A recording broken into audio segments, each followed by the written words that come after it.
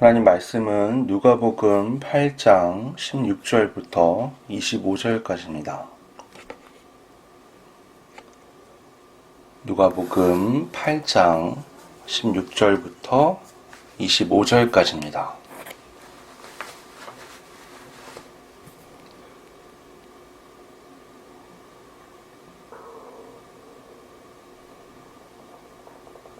봉독하겠습니다. 누구든지 등불을 켜서 그릇으로 덮거나 평상 아래에 두지 아니하고 등경 위에 두나니 이는 들어가는 자들로 그 빛을 보게 하려 함이라. 숨은 것이 장차 드러나지 아니할 것이 없고 감추인 것이 장차 알려지고 나타나지 않을 것이 없느니라. 그러므로 너희가 어떻게 들을까 스스로 삼가라. 누구든지 있는 자는 받겠고 없는 자는 그 있는 줄로 아는 것까지도 빼앗기리라 하시니라.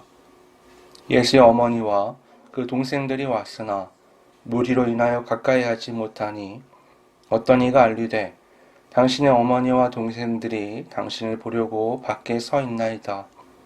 예수께서 대답하여 이르시되 내 어머니와 내 동생들은 곧 하나님의 말씀을 듣고 행하는 이 사람들이라 하시니라. 하루는 제자들과 함께 배에 오르사 그들에게 이르시되 호수 저편으로 건너가자 하시매 이에 떠나 행선할 때에 예수께서 잠이 드셨더니 마침 광풍이 호수로 내리치매 배에 물이 가득하게 되어 위태한지라. 제자들이 나와 깨워 이르되 주여 주여 우리가 죽겠나이다 한데 예수께서 잠을 깨사 바람과 물결을 꾸짖으시니 이에 그쳐 잔잔하여지더라. 제자들에게 이르시되 너희 믿음이 어디 있느냐 하시니 그들이 두려워하고 놀랍게 여겨 서로 말하되 그가 누구이기에 바람과 물을 명하매 순종하는가 하더라. 아멘. 지난주 우리는 예수님께서 씨 뿌리는 그 비유에 대해서 말씀하시는 것을 함께 살펴보았습니다. 길가, 돌밭, 가시밭, 또 좋은 밭까지 총 4가지의 밭이 나왔었죠. 근데 이 밭들을요, 더 간단하게 구분을 해보면 2종류의 밭, 열매 맺는 밭과 열매 맺지 못하는 밭으로 구별을 할 수가 있습니다. 예수님의 비유에 나오는 이 씨는요, 품종이 아주 좋아서 좋은 밭에 심겨지기만 하면 100배의 결실을 가져옵니다. 그러나 이 품종이 좋은 씨도 길가, 돌밭, 가시밭에 뿌려지면 열매를 하나도 맺을 수가 없는 거죠. 예수님은 이 말씀을 하시면서 이 좋은 밭에 대해서 인내라는 단어를 사용하십니다. 하나님의 말씀을 좋은 마음으로 받아들이고 지켜서 행하는 자는 바로 결실하는 게 아니라 인내의 시간을 보낸 후에 결실할 것이다 라고 말씀하시는 거죠. 오늘날 많은 그리스도인들이 오해하는 것들이 있습니다. 그 중에 하나가 예수님을 믿는다고 입으로 시인하면 그 순간 천국이 보장된다고 생각하는 겁니다. 물론 성경에 그렇게 기록이 되어 있죠. 입으로 시인하면 구원에 이른다. 그러나 이것이 단순하게 말을 함으로써 구원을 얻는다는 것은 아닙니다. 무슨 주문을 외우듯이 마법을 외우듯이 이 믿는다라는 말 자체가 어떤 효력을 갖고 온다고 생각하면 안 되는 거죠. 만약에요, 어떤 사귀는 두 사람이 있는데 사랑의 맹세를 그렇게 하면서 뒤에서 다른 사람을 만난다. 그러면 이거는 고백이 아니죠. 이건 사기가 되는 겁니다. 사기의 특징이 뭐죠? 진짜는 감추고 거짓으로 그럴듯하게 보여주는 거죠. 하나님 앞에 믿음의 고백을 하면서 뒤로는 믿음의 삶을 살지 못한다면 그건 하나님을 상대로 사기치는 것밖에 되지가 않습니다. 말은 내 안에 있는 것을 드러내는 것이기도 하지만 말은 내 안에 있는 거짓을 드러내는 도구가 되기도 합니다. 우리도 이렇게 말의 가벼움에 대해서 익히 알고 있는데 하나님께서 이것을 모르실 리가 없죠. 예수님의 비유에 인내라는 단어가 들어간 이유가 이 때문입니다. 믿음은 삶을 통해서 인내의 시간이 지난 후 열매로 증명이 됩니다. 그래서 예수님은 열매로 그 나무를 아신다고 말씀하셨잖아요. 시간이 지나서 그 나무에 맺히는 그 열매를 보면 그 나무가 무슨 나무인지를 확인할 수 있는 겁니다. 아무리 시간이 지나도 가시나무는 열매를 맺을 수가 없죠. 하지만 열매를 맺는 사과나무, 배나무, 포도나무는 시간이 지나면 반드시 그 안에 있는 열매를 내놓게 되어 있습니다. 우리가 하나님 앞에서 쏟아낸 믿음의 다짐들도요, 우리의 삶을 통해서 결국 하나님 앞에 나타나게 되는 거죠. 16절, 18절의 말씀은 예수님이 하신 이 비유의 일종의 결론이라고 말할 수 있습니다. 등불은 높은 곳에 둬야 되죠. 등불을 그릇으로 덮어놓거나 침대 밑에 감추는 사람은 없습니다. 오늘날 태어난 어린 아이들은 등불이 뭔지 잘 모를 수 있지만 과거에는 이런 전등이 없기 때문에 불을 켜서 어디다 올려놔야 되는 거죠. 어둡긴 해도 상대적으로 그 당시에는 그런 빛이 있어야만 방 안에서 어둠 가운데서도 생활을 할 수가 있었던 겁니다. 등불의 역할은 사람들이 사물을 볼 수 있게 만드는 거죠. 그래서 절대 낮은 곳이 아니라 높은 곳에 올려놓습니다. 그런데 17절을 보시면 씨 뿌리는 비유와 마찬가지로 이 등불도 시간의 영향이 있습니다. 숨은 것이 장차 드러나지 아니할 것이 없고 감추인 것이 장차 알려지고 나타나지 않을 것이 없느니라. 빛이 비출 때 즉각적으로 모든 것이 밝혀지는 것이 아니라 마치 얼마의 시간이 지나야지만 정확하게 모든 것을 확인할 수 있는 것처럼 말씀하죠. 오늘 하는 전등이 저 천정 한가운데 붙어 있잖아요. 스위치만 딱 켜면 즉각적으로 방 안에 있는 모든 걸 환하게 볼 수 있습니다. 하지만 등불을 켜보신 분들은 아시지만 등불 켜면 어떻죠? 그 주변만 환하죠. 네, 멀어질수록 어두워집니다. 사람이 다니는 길목에 등불들을 켜놓거든요. 사람이 저 멀리서 오면 흐릿하게 보이다가 가까이 올수록 등불이 환하게 비춰져서 완전하게 구분을 할 수가 있게 되는 거죠. 씨 뿌리는 비유와 오늘 말씀의 공통점은 지금 현재로서는 알 수가 없다는 거예요. 지금은 씨를 뿌렸기 때문에, 지금은 막 등불을 켰기 때문에 멀리 있는 거, 그리고 씨가 막 심겨진 건 확인할 수가 없다. 하지만 시간이 흐르면 반드시 알게 될 것이다. 시간이 흐르면 열매를 맺는지 못 맺는지 확인할 수 있고, 시간이 지나면 등불 앞에 어떤 모습을 하고 있는지 정확하게 알 수 있다. 이 말씀들은 예수님이 전하시는 이 복음, 하나님의 나라가 각 사람에게 전달된 후에 어느 정도의 시간이 흘러야만 결과로 나타난다는 것을 말씀하는 겁니다. 그래서 18절에 보시면 예수님이 지금 현재의 사람들에게 잘 들어야 한다라고 말씀하십니다. 왜냐하면 지금 잘못 듣게 되면 결과가 나오는 그때 가서는 후회해봤자 아무 소용이 없기 때문이죠.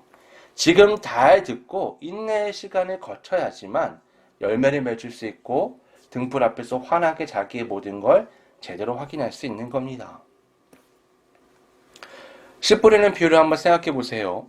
길가, 돌밭, 가시밭은 시간이 흐른 후에 아무런 열매를 맺지 못했다라는 것을 확인하게 됩니다. 가진 씨들을 낭비하고 만 거죠. 반면 좋은 밭은 시간이 흐른 후에 100배의 결실을 하게 되죠. 여러분, 100배의 결실이란 말은 100배의 씨를 얻었다는 얘기입니다. 그 100배의 결실을 심으면 다시 그것이 씨가 되는 거예요. 이 씨들을 왜 심느냐? 먹을 양식을 아껴서 이것을 심음으로 이후에 더 많은 것을 수확할 것을 기대하며 심는 거죠. 귀한 씨입니다. 근데 어떤 밭은 이걸 심었더니 제로가 돼버리고 어떤 밭은 100배로 불어나게 되는 거죠. 이러한 예수님의 관점은 이어지는 예수님의 가족들에 대한 이야기에서도 실제적으로 적용이 됩니다. 예수님의 어머니와 동생들이 예수님을 만나기 위해 왔죠. 하지만 사람이 너무 많아서 예수님을 만날 수가 없는 겁니다. 그래서 사람을 보내서 예수님께 우리가 왔다라는 걸 전해달라고 말하는 거죠. 그래서 그 심부름을 하는 온 사람이 이렇게 말합니다. 20절에 보시면 당신의 어머니와 동생들이 당신을 보려고 밖에 서 있나이다. 그러자 예수님이 이렇게 말씀하십니다. 내 어머니와 내 동생들은 곧 하나님의 말씀을 듣고 행하는 이 사람들이라. 여러분, 이 당시 유대 사회는요, 가족이란 개념이 매우 강력했습니다. 누구의 아들, 누구의 아버지 이런 표현들이 나오잖아요. 성경에 그런 게 자꾸 나오는 게 어느 가족의 일원인가가 쉽게 파악될 수 있을 정도로 가족이란 울타리가 그 사회에는 커다란 부분을 차지하고 있었던 겁니다. 그런데 예수님은요, 전혀 다른 새로운 가족의 울타리를 말씀하십니다. 바로 하나님의 말씀의 기준이 되는 새로운 울타리죠. 기존 가족의 울타리의 핵심은 혈연이죠. 하지만 예수님은 그 혈연을 넘어서는 더 강력한 관계의 핵심으로 하나님의 말씀을 제시하시는 겁니다. 우리가 앞서 좋은 땅으로 암시되었던 그 제자들과 여인들의 행동을 떠올려 보십시오. 우리가 앞서 1절부터 3절에 나와 있었잖아요. 그들은 생업과 가정을 떠나서 예수님과 동행하며 함께하는 이들이었습니다. 그들은 기존의 그 가족이란 울타리의 제한을 받지 않고 예수님과 함께했죠. 예수님은 바로 이들을 가리켜서 내 어머니와 내 동생들이라고 말했던 겁니다. 여러분, 아무리 혈연 관계여도요, 하나님의 관점에서 볼 때 좋은 땅이 아니라면 어떤 열매도 기대할 수가 없습니다. 오직 하나님의 말씀에 반응할 수 있는 좋은 땅만이 좋은 열매를 맺을 수 있고 그 땅만이 하나님의 나라에서는 의미가 있는 겁니다. 이런 예수님의 새로운 기준은 너무나 파격적입니다. 그리고 기존 사회의 분위기에서는 이걸 쉽게 받아들일 수가 없어요. 누가복음은 예수님의 이 말씀에 대해 사람들의 반응이 어땠는지 기록하고 있지 않습니다. 대신에 한 사건을 기록하고 있죠. 예수님과 제자들이 어느 날 배를 타고 호수 건너편으로 가려고 했습니다. 갈릴리 호수는 굉장히 크잖아요. 한참 노를 저어서 가고 있는데 한 복판에서 광풍을 만난 겁니다. 바람이 얼마나 심했는지 파도가 쳐서 물이 배 안으로 들어왔는데 이게 잠길 정도가 되어버린 거죠. 조금만 더 있으면 배가 잠겨서 배를 나와야 하는 상황이 된 겁니다. 근데요, 재밌게도 예수님은 그 상황에서 주무시고 계십니다. 이게 얼마나 웃긴 상황인지 배를 타보신 분은 아실 거예요. 정말 광풍이 부는 정도로 배가 흔들리면요, 안에서 잠을 잔다는 건 불가능합니다. 그런데도 예수님은 주무시고 계세요. 이 제자들과 예수님이 굉장히 차이가 나죠. 광풍이 불잖아요. 배가 뒤집히게 생겼어요.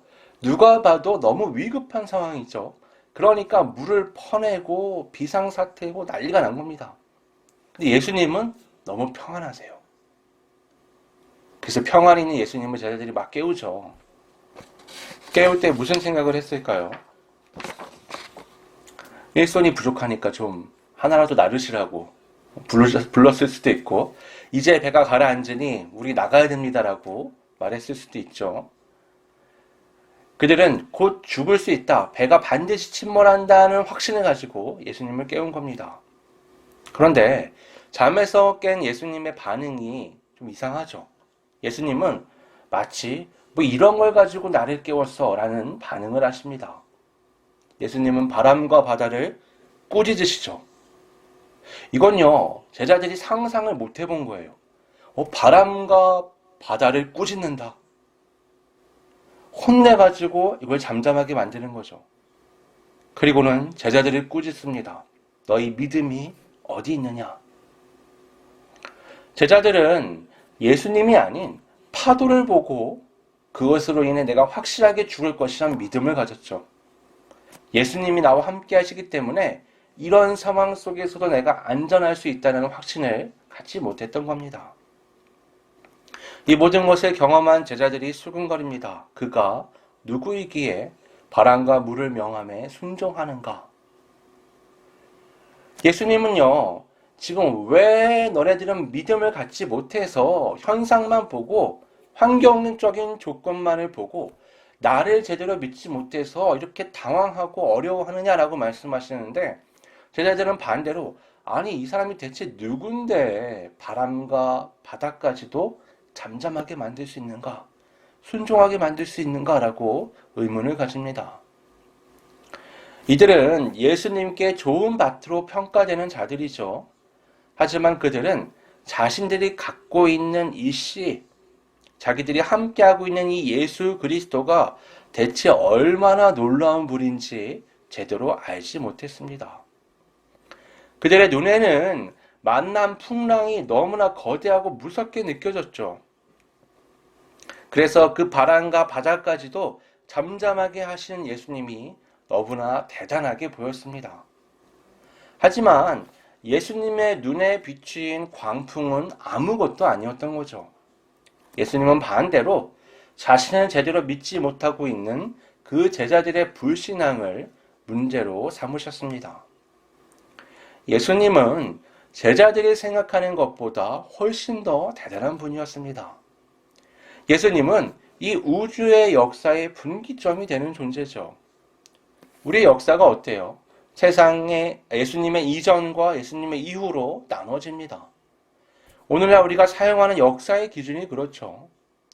사람들은 인정하지 않을 수 있지만 오늘날 세계의 역사는 복음의 역사라고 말해도 과언이 아닙니다. 복음이 흘러갔던 대로 각 나라들이 부흥하고 발전하고 변화했던 것들을 우리는 알 수가 있습니다. 여성들의 또 아이들의 인권, 노예제도의 철폐, 인종 문제에 대한 고민, 자연환경에 대한 책임감 등 복음이 들어간 국가들은요, 다 비슷한 발전상을 가지고 있습니다. 성경이 그들에게 빛이 되었기 때문에 이제 시간이 지날수록 명확하게 깨닫게 되는 거죠. 사람들은 세상의 틀과 전통과 규칙에 얽매여 사람을 통한 가능성을 차단합니다. 하지만 복음은 그 모든 것을 넘어서 사람에게 거대한 가능성을 열어주죠. 아무리 죽을 죄인이라도 예수 그리스도를 통해 사망의 권세에서 벗어나 하나님의 자녀가 될 수 있습니다. 원수의 자리에서 하나님의 자녀의 자리까지는 너무나 큰 간격이잖아요. 그걸 뛰어넘게 하는 것이 바로 복음의 힘인 거죠. 온 우주 역사에서 이보다 큰 변화의 가능성은 존재하지 않습니다.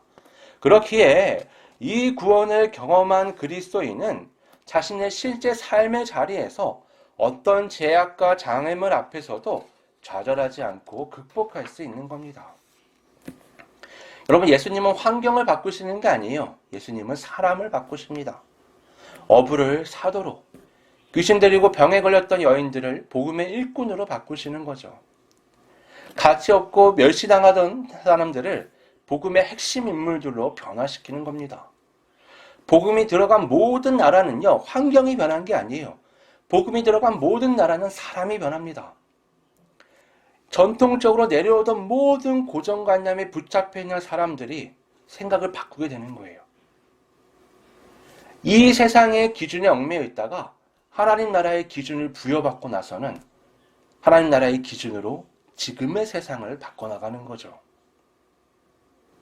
그렇게 수많은 사람들이 복음을 받은 후에 자신과 가족과 사회를 바꿔나갔습니다. 여러분, 베드로를 한번 떠올려 보세요. 베드로가 어떤 사람이었죠? 예수님이 대제사장에게 신문 받을 때 그는 한쪽에서 숨어서 불을 쬐고 있었습니다. 한 여종이, 성경에 또 어린 여종이라고 나와요. 한 어린 여종이 와서 야, 너 한패지라고 말했을 때 베드로는요, 격하게 부인을 합니다. 나중에는 저주의 멘트를 섞어서 예수님을 거부해요. 그랬던 그가 이후에 성령을 받은 후에는요, 요한과 더불어 대제사장뿐만 아니라 그 문중이 모든 제사장의 세력이 모여서 그를 신문하는 그 자리에서 아주 담대하게 복음을 전합니다. 예수가 그리스도이심을 선포하는 거죠. 베드로가 이 변화를 겪었던 곳에는 한 사건이 있습니다. 그가 부활하신 예수님을 만났을 때 그는 배 위에서 그물을 던지는 옛삶으로 돌아가 있었고, 예수님은 그가 그물을 던지고 있는 그 해안가에서 그 제자들을 위해 숯불에 생선과 떡을 굽고 계셨죠. 제자들이 예수님을 알고 찾아왔을 때 예수님은 베드로에게 네가 나를 사랑하느냐라고 3번 질문하십니다. 그걸 나무라는 게 아니라 그의 다짐을 들으시는 거죠. 이게 재밌는 게요. 그건 예수님을 위해서 질문하신 게 아니라 베드로를 위해 질문하신 겁니다. 베드로가 제가 주님을 사랑합니다라는 고백을 3번 하면서 자기가 예수님을 3번 부인했던 것을 치유하게 만드시는 거죠. 이 과정을 지난 후에 베드로는 다시 일어서서 예수님의 뜻을 따라 교회의 기둥이 되는 삶을 살 수 있었습니다. 오늘 본문의 말씀에서 중요한 것은 예수님께서 바람과 물을 잠잠하게 만드신 것이 아닙니다. 아무리 놀라운 이적을 행하셔도 제자들의 반응이 그가 누구이기에 바람과 물을 명함에 순종하는가라는 식이면 아무런 소용이 없는 거예요. 중요한 것은 예수님께서 대단한 무언가를 행하셨다는 것이 아니라 사람이 예수님이 얼마나 대단한 분인가를 깨닫는 겁니다.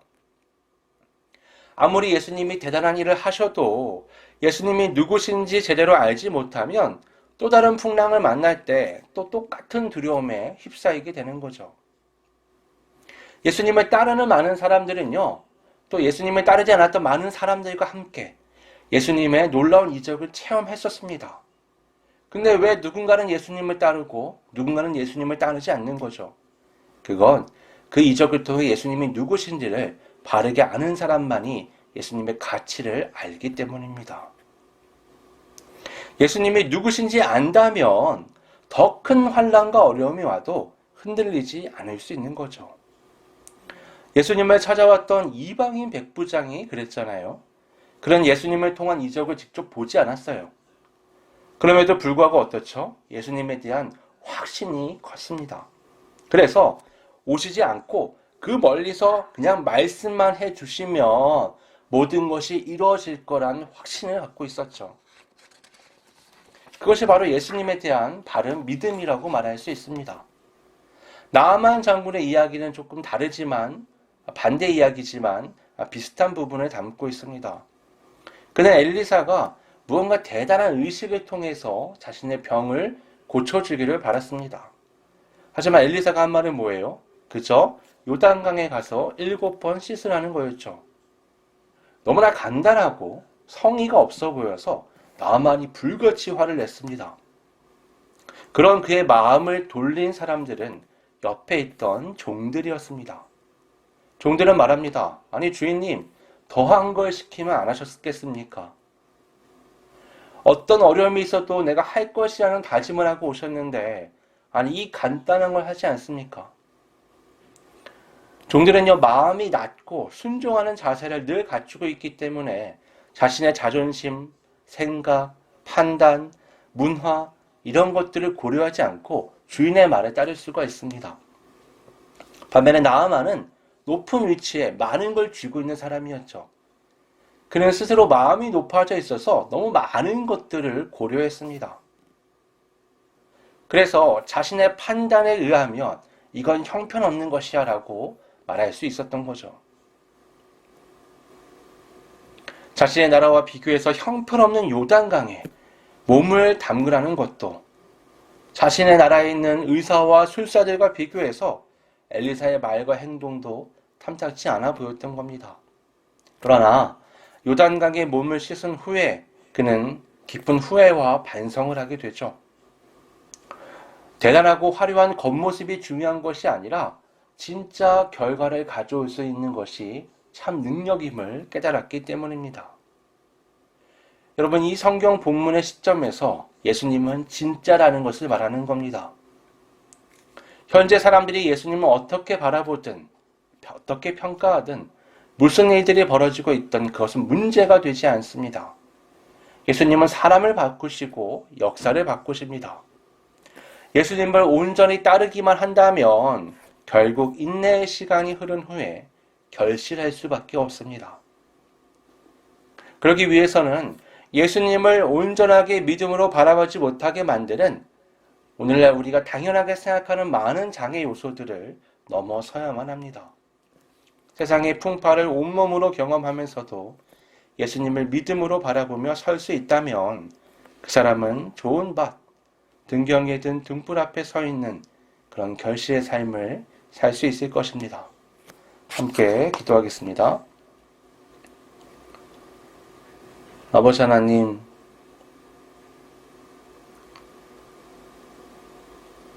나의 삶이란 밭에 심으신 주님의 씨는 지금 뿌리를 잘 내리고 있는지, 아무 장애 요소 없이 바르게 잘 자라고 있는지